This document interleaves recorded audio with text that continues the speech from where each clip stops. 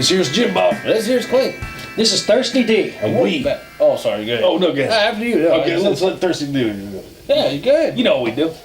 And this is Thirsty D's. This is Campfire Tales with Thirsty D. That's right. That's Campfire Stories, but you're close enough. Little whiskey jacket's all right. Now, Thirsty D has another story for us, and this one takes place on a naval boat.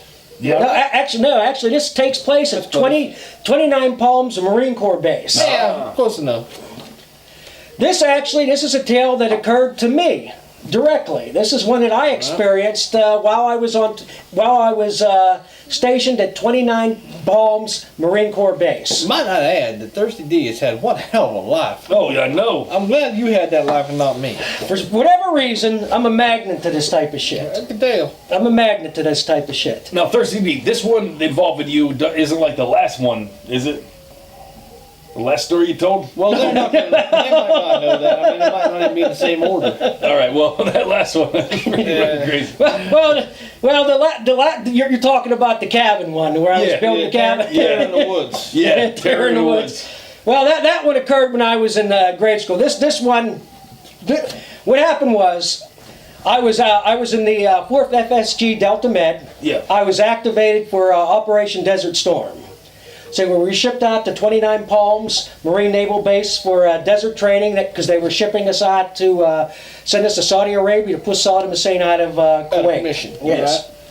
Right. So they sent us to 29 Palms Marine Corps Base, and they were sending us, as soon as we got there, the first thing they did was basically assign us our rooms. And me and 3 other men, so there was 4 of us, we were the last people in line to get our room assignments. Everybody got their room assignments and all the rooms were full, except for us 4. And as soon as we got up to the desk to get our room assignments, we heard a commotion behind the desk. And we were listening to what they were saying, and they were saying, "Oh no, man, we can't put them in there, we can't put them in there." And then I heard someone say, "But we have to put them in there. There's no other place to do it. All the rooms are full." Oh, shit. All the rooms are full. And they go, "But we keep that room empty." They go, "Well, we have no choice, we have no choice." So in hearing this, me, because I'm an inquisitive kind of guy, I want to know. I go, "Well, is there a problem? Is there a problem? We have a place to stay." And they go, "Oh, no, we have a room for you." And I go, "Well, is there a problem with the room?" And they say, "Oh, no, here, we'll give you your room." So they gave us a room assignment.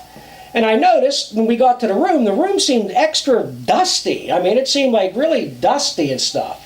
It didn't have any linens in it, all that, and they actually sent the detail in even before we moved in to clean the room, which, the other people didn't have, because their rooms seemed to be lived in and prepared and all that.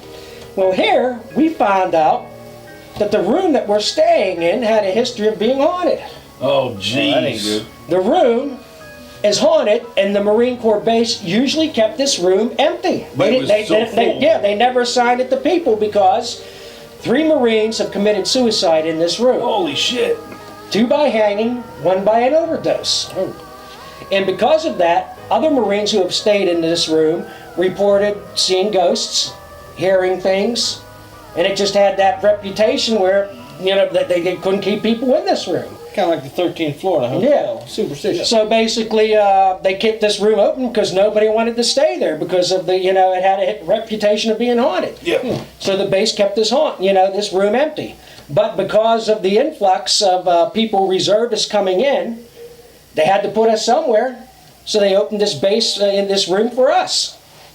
And of course, me, being a magnet for this type of shit, guess who was one of the people that was staying in this room? Oh, of course Yeah. it would be. It's almost like a strike. Yeah, I mean, I was destined to stay into this damn room. And I thought to myself, guess what? I figures I'd be staying in this room. Of course, I was kind of happy. At least I had 3 other men with me in this room, so at least I wasn't stuck in there by ourselves and all that shit. Hey, maybe your spiritual roommate will be a female. That's true. Just trying to look at the I don't know. In the Marine Corps base, not likely. that's highly unlikely. And the ghosts that were being there, I'm going to get a bunch of dudes. Well, Male ghosts, look it out for your best interest. I mean, it's a wishful thinking, but it ain't looking good. We live like 9-inch big ass ghost arms. Yeah, ghost arms, a bunch of big Marines. All right. Anyway, I'm just going to give you the layout of the room. In the room itself, there are 2 bunk beds.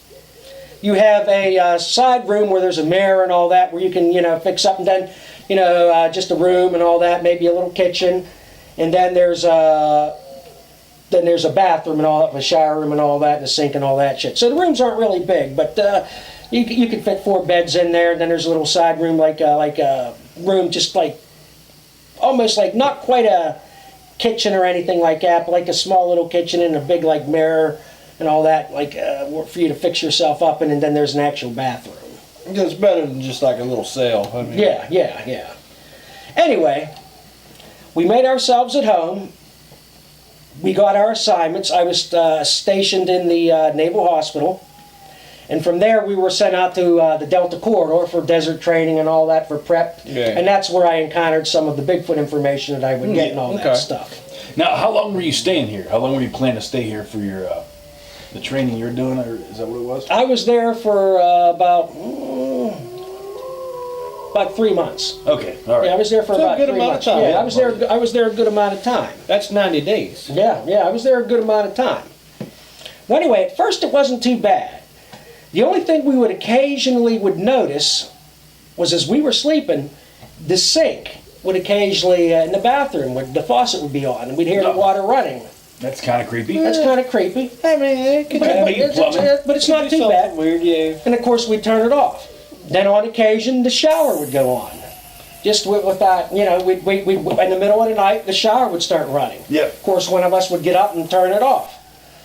So every once in a while, the sink for no reason would start running, and every once in a while, the shower would go running. Okay, not a big deal. But that's not too bad. You could live with that. Yeah. Little shit like that, you could live with that. I Okay. mean, hey, spirits probably got to wash too. Yeah, I mean, it's a haunted room, but you can live with that. I mean, that's something you could live with. Oh, yeah. That and the very fact that we were going to be sent over to Iraq to fight and all that shit. I mean, that was weighing on our minds more. Yeah, absolutely. So I mean, we had more pressing matters on our mind and all that. Plus, with the desert training and all that shit, the combat training we were being taught and all that shit.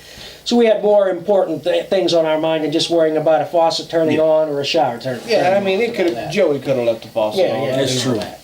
So we spoke amongst ourselves like, hey, did you leave the faucet on? Did you leave the shower on and all that? And they, so we kind of thought maybe it's haunted, maybe it's not. But even if it was, we could handle that. Yeah. That's not bad at all. Yeah, that's acceptable. Yeah. So the rest of what we did was what basically a bunch of sailors did. We went out and partied. We went to Palm Springs. We'd go up into the desert mountains, party up there. Which I'll be honest, partying in the desert is pretty primo. Oh, it sounds cool. Partying in the desert is pretty primo. And I'll be honest, it's exactly like you think it is. You go out in the desert, and all of a sudden you'll see someone wandering around with a big crucifix hanging around their neck talking about just like you see. I mean, wait, were you going to say talking about Jesus? Yeah, or yeah. GGL? No, Jesus. I'm telling you. I mean, you see some crazy people wandering around the desert, and it's exactly like you think. Don't surprise me. That's not even how I would think the desert would be. Yeah, it's just. I mean, you don't know who you're going to run into in the middle of the desert. Yeah. How they, you meet some crazy people in the middle of the desert. But anyway, I remember this one particular night. I was scheduled to work at the Naval Hospital, but all my friends had off, so they were all going into Palm Springs. But they were all scheduled to be back around midnight. Uh-oh. And I was working at the Naval Hospital, but my shift ended around 8 o'clock. So I came home, and I was staying at the top. I was sleeping in the top bunk. Yeah. So I had a tough shift, and I went to bed pretty early. So I went to bed probably around 9 o'clock. So I was kind of exhausted because I put in a double shift or any of that. Yeah. But I came home probably around 8:30, crawled in bed, fell asleep around 9. Plus I was kind of bored. I was pissed off because the rest of my buddies are in Palm Springs having a damn good time. But they were scheduled to come home around midnight. Yeah. So anyway, I fell asleep. I don't know how long it was how long I slept, but I was awakened by someone kicking the bottom mattress. Holy shit. Joey came home early. Was that what it is? I thought that, that's what I thought. I go, it's my bunkmates. The guys came home early, and my one bunkmate below me is fucking with me. So I ignored it. But it was enough to wake me up. Yeah. So I ignored it and just was laying back down to go back to sleep. Well, you should have did right there was just pissed on. No, I'll get to that. Oh. Next thing, boom, it came again. And I said, I ignored it a second time. Boom, another kick came. I said, okay, that's enough. Fuck it, we'll knock it off. I had a fucking tough day. While you guys were out fucking around having a good time, I actually had to work. Boom, another kick came. And this was a good, so like the guy is laying underneath the bunk, and he's kicking upwards, Yeah. you know, with his legs. And I mean, it felt like a good solid kick, like a two-legged kick. And I go, okay, that's enough of that shit. You know, I'm going to retaliate if you don't knock it off. Boom, another kick came. This is about the fourth kick. Okay, if you do it again, I did it. I'm going to get you. Right there, I'm shitting in my hand. The next one came. Boom! Another kick. But this kick came, I mean, this was a full force kick that it knocked me up. Okay, you son of a bitch, that's it. I went down to reach down to grab the son of a bitch. And I'm reaching, boom! I feel nothing but like an empty made bunk. And I go, what the fuck? There's nothing down here. I jumped out of the bed, flipped on the light. I'm in an empty fucking room, just by myself. Shit. I'm like, fuck me! What? Fuck me! Damn. I flipped on the light, you know, like I said, like I'm staring at an empty room with myself in it. There's nobody there. And I couldn't fall asleep the rest of the night. And I'm looking at the damn time. It's 2 o'clock in the morning. So they're not even back. They're not even back yet. Wow. I couldn't fall back to sleep after that. And I go, well, the guys should be home. Those motherfuckers didn't come home until 7 o'clock the next morning. Wow. Those son of a bitches. And you stayed in the room the whole night? Well, I had no fucking choice. What was I going to do? Yeah, well, Sleep in the hall. Yeah. Well, no, you could. There is no hallway. It's you step outside. It's nothing but outside. I then. fucking slept outside. shit. That's what I would have done. Fuck, I sat there on top of that bunk looking around. Oh, fuck me, man. Yeah, shit. All right. So then, did you have any other ghost experiences? Well, here's the thing. And I told the rest of the guys this. I said, fuck that, you know. Yeah. And I told the rest of the guys that. None of them believed me. And I go, fuck it. It was a dream. I go, dream my fucking ass. Anyway, 3 days later, my one roommate, he was in the bathroom, in the shower room. He was cutting his hair. He was cutting his hair like that. And then he went down, he dropped something, went down to pick it up, and he came back up, and when he looked in the mirror, there was a Marine standing behind him. Oh, He's like, holy fucking shit. He dropped his shit. He ran out of the fucking room. Holy shit. He ran the fuck out of the room, went banged on the door to the people sleeping living next to him, and he got them to come in. Of course, when he brought them back in the room with him, there was nobody there. Yeah. Wow. Now, that wasn't a Marine that he had seen before. Fuck That was no. Somebody different. No. Like a dead Marine, basically. Then the next one, my other friend, he went to take a fucking shower, pulled the fucking shower curtain back, and there was a Marine hanging there in the fucking damn shower stall. Wow. And there's With a fucking Noose. cord, like a what do you call one of those? A plug was Yeah, wrapped around his nice. neck, hanging there naked. Fucking. Now, thing why there. couldn't a ghost, if it's going to show itself, why couldn't it have been like in there taking a shower and be like, hey, do you mind Yeah, showering? he's gotta Why is scare he going him. to be hanging there? Well, I mean, why does he have to open it up? So the And Marine and when that happened, he came running out of the thing screaming while we were sitting there watching. In the fucking 3 of us were sitting in the room. He came out of the fucking shower, buck ass naked, Wow. fucking screaming. And then we went in there. Of course, there's nothing ever there when the Yeah. rest of you go to look. Holy. Well, after that, they fucking moved us. After that incident, they moved us out of the room and found us. They finally had another room for That's us after good. that. I'm glad yeah. you guys got out of there. Yeah, that's fucking terrible. Now you said something about Clint said something about peeing. He would pee on him. Yeah, You said, I don't get to piss that. on him. Oh no, I didn't piss on anybody. Oh, yeah, okay. yeah. But I'm saying I reached on to retaliate Oh, I against see, the I see. individual. Yeah. Yeah.